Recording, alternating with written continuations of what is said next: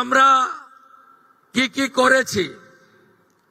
আজকে আমরা 1,60,00,000 যে আবেদনকারী, তার মধ্যে 26 লক্ষ বাতিল হয়েছে ফর্ম।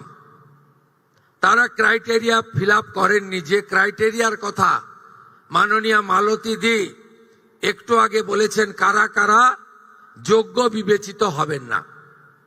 বাকি যে 1,30,00,000-এর বেশি ঝাড়াই বাছাইতে তারা যোগ্য বিবেচিত হয়েছেন, আমরা বেলা 1টার সময় আজকে টাকা ট্রান্সফার করলাম 1,09,92,378 জনকে। আজকে রাত্রি 12টা পর্যন্ত বাকিরাও পোর্টাল আপলোড হতে হতে তাদের অ্যাকাউন্টেও টাকা ঢুকতে শুরু করবে।